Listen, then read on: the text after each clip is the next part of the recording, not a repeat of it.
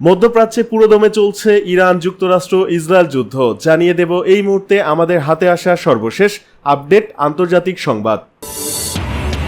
জর্ডানে মার্কিন ঘাঁটিতে হামলার পর ইরানে শক্তিশালী হামলা যুক্তরাষ্ট্রের। ইরান জুড়ে মার্কিন বিমান হামলা, লক্ষ্য আইআরজিসির ঘাঁটি। ইরানের পাল্টা হামলায় কুয়েতে নিহত এক। যুক্তরাষ্ট্রের বন্ধু দেশগুলোকে কঠোর পরিণতির হুঁশিয়ারি ইরানের। ইরাকে ইরান সমর্থিত মিলিশিয়াদের লক্ষ্য করে যুক্তরাষ্ট্র সৌদির বিমান হামলা, নিহত ২০, আহত অনেকেই। ইনস্টাগ্রাম পোস্টে মার্কিন সেনাদের সর্বনাশ, দেখে দেখে হামলা করছে ইরান। ঘাঁটির ক্ষয়ক্ষতি লুকাতে সেনাদের মোবাইল কেড়ে নিচ্ছে যুক্তরাষ্ট্র। ইউক্রেনে রাশিয়ার ব্যাপক হামলা, নিহত অন্তত ১৪। এতক্ষণ শুনছিলেন সংবাদ শিরোনাম, এখন থাকছে বিস্তারিত। জর্ডানে মার্কিন ঘাঁটিতে হামলার পর ইরানে শক্তিশালী হামলা যুক্তরাষ্ট্রের। ইরান জুড়ে মার্কিন বিমান হামলা, লক্ষ্য আইআরজিসির ঘাঁটি। জর্ডানে মার্কিন সামরিক ঘাঁটিতে হামলার জবাবে ইরানের বিভিন্ন স্থাপনায় শক্তিশালী হামলা চালিয়েছে যুক্তরাষ্ট্র। বৃহস্পতিবার হামলার পর কেশম, কিশ, বন্দর আব্বাস, আবাদান ও বুশেহরে বিস্ফোরণের শব্দ শোনা গেছে, খবর আল জাজিরার। ইরানের বিভিন্ন সামরিক ও কৌশলগত স্থাপনায় নতুন করে ব্যাপক বিমান হামলা চালিয়েছে যুক্তরাষ্ট্রের সেন্ট্রাল কমান্ড সেনকম। মার্কিন বাহিনীর দাবি, বুধবার ইরানের ক্ষেপণাস্ত্র হামলার চেষ্টার জবাবে পরিচালিত এ অভিযানে ইসলামী বিপ্লবী গার্ড বাহিনী, আইআরজিসি সংশ্লিষ্ট কমান্ড সেন্টার, ক্ষেপণাস্ত্র ও ড্রোন স্থাপনা, উপকূলীয় প্রতিরক্ষা ব্যবস্থা এবং সামগ্রিক সক্ষমতা সহ কয়েক ডজন লক্ষ্যবস্তুতে আঘাত আনা হয়েছে। মার্কিন প্রেসিডেন্ট ডোনাল্ড ট্রাম্প বলেছেন, জর্ডানে মার্কিন ঘাঁটিতে হামলার পর এই সামরিক অভিযান চালানো হয়েছে। একই সঙ্গে তিনি ইরানের বিরুদ্ধে আরও কঠোর পদক্ষেপেরও হুঁশিয়ারি দিয়েছেন। ইরানের রাষ্ট্রীয় ও আধা সরকারি গণমাধ্যম জানিয়েছে, হামলার পর বুশেহ, হরমোজগান, খুজেস্তান ও ফার্স প্রদেশে একের পর এক বিস্ফোরণের শব্দ শোনা যায়। বুশেহরে অবস্থিত ইরানের একমাত্র পারমাণবিক বিদ্যুৎ কেন্দ্রের কাছেও বিস্ফোরণের খবর মিললেও কেন্দ্রটি ক্ষতিগ্রস্ত হয়েছে কিনা তার নিশ্চিত হওয়া যায়নি। তাসনিম ও আইআরআইবির খবরে বলা হয়েছে, বন্দর আব্বাস, আবাদান, আহবাস, কাজরুন এবং কেশম, কিশ ও আবু মুসা দ্বীপেও হামলা হয়েছে। কেশম দ্বীপে একটি আবাসিক ভবন ক্ষতিগ্রস্ত হয়ে ২ জন ধ্বংসস্তূপের নিচে আটকা পড়েছেন বলে জানানো হয়েছে। আহবাজের কয়েকটি এলাকায় বিদ্যুৎ সরবরাহ বিঘ্নিত হয়েছে। সেনকম এক বিবৃতিতে জানিয়েছে, এই হামলার লক্ষ্য ছিল আইআরজিসি সামরিক অবকাঠামো ধ্বংসের মাধ্যমে মার্কিন বাহিনী, আন্তর্জাতিক বাণিজ্যিক নৌপথ এবং উপসাগরীয় মিত্র দেশগুলোর প্রতি ইরানের হুমকি কমিয়ে আনা। তবে হামলায় হতাহত বা ক্ষয়ক্ষতির পূর্ণাঙ্গ তথ্য এখনও প্রকাশ করেনি তেহরান। এদিকে ইরানের পাল্টা হামলায় কুয়েতে নিহত এক। যুক্তরাষ্ট্রের বন্ধু দেশগুলোকে কঠোর পরিণতির হুঁশিয়ারি ইরানের। কুয়েতের উত্তরাঞ্চলে একটি চীনা কোম্পানির ভবনে ইরানের হামলায় এক শ্রমিক নিহত হয়েছেন, দেশটির প্রতিরক্ষা মন্ত্রণালয় তথ্য জানিয়েছে। মেজর জেনারেল সৌদ আব্দুল আজিজ আল ওতাইবি বলেছেন, এই হামলায় ভবনটির ব্যাপক ক্ষতি হয়েছে এবং কর্তৃপক্ষ এই ঘটনা মোকাবেলায় প্রয়োজনীয় ব্যবস্থা গ্রহণ শুরু করেছে। তিনি আরও বলেন, সশস্ত্র বাহিনী, নাগরিক ও বাসিন্দাদের নিরাপত্তা নিশ্চিত করে উপযুক্ত কর্তৃপক্ষের সাথে সমন্বয়ের মাধ্যমে দেশের সার্বভৌমত্ব রক্ষা, নিরাপত্তা ও স্থিতিশীলতা বজায় রাখার জন্য সব প্রয়োজনীয় ব্যবস্থা গ্রহণ এবং উচ্চ দক্ষতার সাথে তাদের মিশন ও দায়িত্ব পালন অব্যাহত রাখার বিষয়টি নিশ্চিত করেছে। এদিকে যুক্তরাষ্ট্রের বন্ধু দেশগুলোকে কঠোর পরিণতির হুঁশিয়ারি ইরানের। যুক্তরাষ্ট্রকে সহায়তা প্রদানকারী বন্ধু দেশগুলো না শুধরালে কঠোর জবাব দেওয়া হবে বলে হুঁশিয়ারি দিয়েছে ইরানের ইসলামী বিপ্লবী গার্ড আইআরজিসি। বৃহস্পতিবার বিপ্লবী গার্ডের এক বিজ্ঞপ্তির বরাতে মিডল ইস্ট আই জানায় যে, আক্রমণকারী শক্তিকে সাহায্য করার যে কোনো প্রচেষ্টার ফল ভয়াবহ হবে। একই সঙ্গে কৌশলগত গুরুত্বপূর্ণ হরমুজ প্রণালীর ওপর সম্পূর্ণ নিয়ন্ত্রণের কথা পুনর্ব্যক্ত করে আইআরজিসি জানিয়েছে, হরমুজ প্রণালী আমাদের ভূখণ্ড এবং আইআরজিসি নৌবাহিনীর নাবিকদের এতে পূর্ণ নিয়ন্ত্রণ রয়েছে।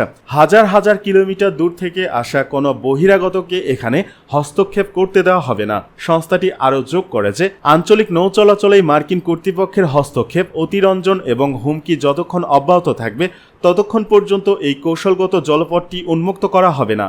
ইরাকে ইরান সমর্থিত মিলিশিয়াদের লক্ষ্য করে যুক্তরাষ্ট্র সৌদির হামলা, নিহত ২০, আহত অনেকেই। ইরাকের পপুলার মোবিলাইজেশন ফোর্সেস পিএমএফ জানিয়েছে, দেশজুড়ে তাদের বিভিন্ন ঘাঁটিতে যুক্তরাষ্ট্র, সৌদি আরবের যৌথ বিমান হামলায় অন্তত ২০ জন সদস্য নিহত হয়েছেন। এ সময় ৩২ জন আহত হয়েছেন। ইরানের রাষ্ট্রীয় গণমাধ্যমের খবরে বলা হয়েছে, ইরাকে চালানো ওই হামলায় ইরানের ৪ জন সামরিক উপদেষ্টাও নিহত হয়েছেন। বুধবার ভোরের দিকে সৌদি আরব ও ইউএস সেন্ট্রাল কমান্ড সেনকম এক বিবৃতিতে জানায়, আমেরিকান সেনা এবং সৌদি জ্বালানি অবকাঠামোতে হামলার জবাবে ইরাকে ইরান সমর্থিত মিলিশিয়াদের লক্ষ্য করে এই যৌথ বিমান হামলা চালানো হয়েছে। গত সপ্তাহে মার্কিন প্রেসিডেন্ট ডোনাল্ড ট্রাম্প 13 দিন ধরে চলা তীব্র বোমা হামলার অভিযান স্থগিতের পর মধ্যপ্রাচ্যে এটি প্রথম বড় ধরনের মার্কিন সামরিক পদক্ষেপ। সৌদি প্রতিরক্ষা মন্ত্রণালয় এক বিবৃতিতে বলেছে, সাম্প্রতিক ড্রোন হামলার জবাবে এই আক্রমণ চালানো হয়েছে। এতে আরও বলা হয়, সৌদি বিমান প্রতিরক্ষা ব্যবস্থা রিয়াদ এবং পূর্বাঞ্চলীয় প্রদেশের তেল অবকাঠামো লক্ষ্য করে চালানো বেশ কয়েকটি ড্রোন সফলভাবে প্রতিহত ও ধ্বংস করেছে, যা ইরাকের ভূখণ্ড থেকে ইরান সংশ্লিষ্ট সন্ত্রাসী মিলিশিয়ারা পরিচালনা করেছিল।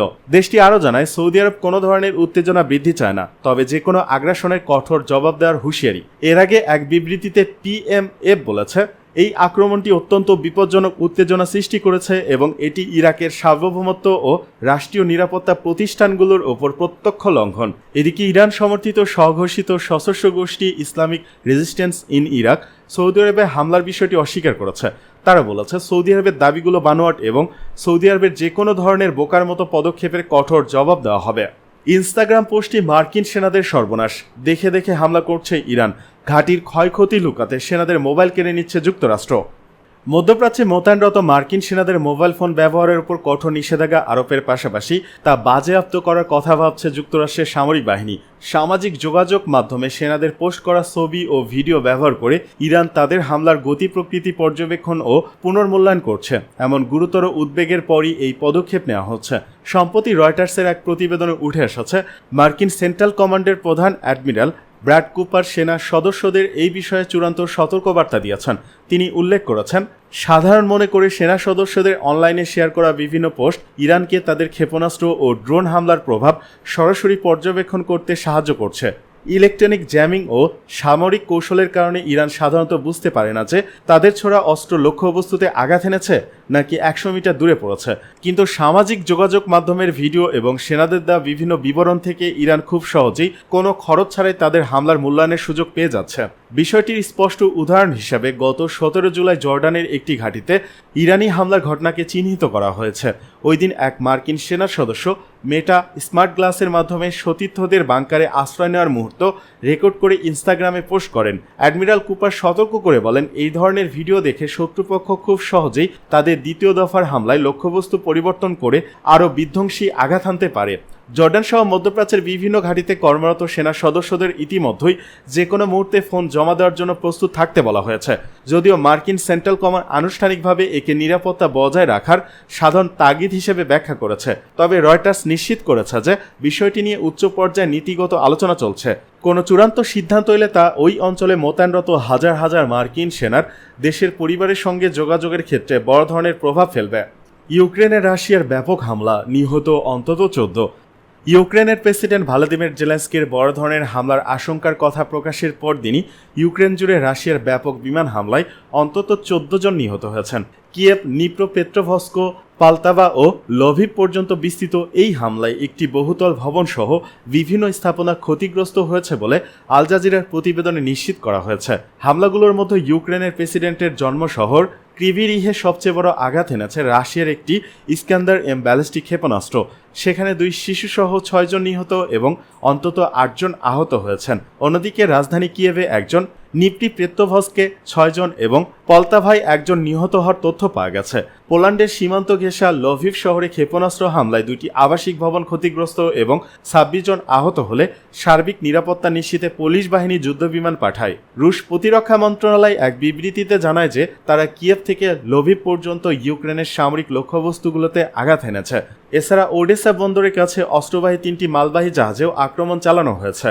যুক্তরাষ্ট্র সফর থেকে দেশে ফিরে সামাজিক যোগাযোগ মাধ্যম এক্সে পোস্ট দিয়ে প্রেসিডেন্ট জেলেনস্কি জানান যে ইউক্রেনীয়দের সুরক্ষা নিশ্চিতে মিত্রদের কাছ থেকে বিমান প্রতিরক্ষা ব্যবস্থা পাওয়া অত্যন্ত জরুরি।